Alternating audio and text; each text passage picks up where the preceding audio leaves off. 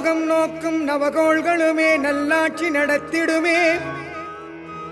நவகோள்களில் ஏழும் சிரசில் நல்லருள் புரிந்திடுமே. சூரியன் சந்திரன் இரு கண்களின் பார்வை பளிச்சிடவே.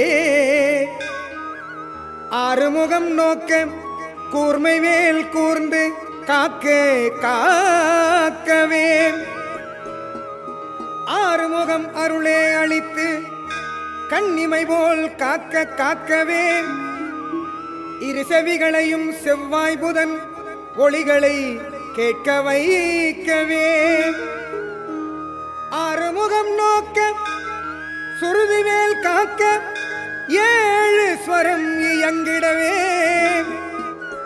நாசிகள் இரண்டிலும் சுக்கிரன் சனியும் சுவாசிக்க வைத்திடுமே.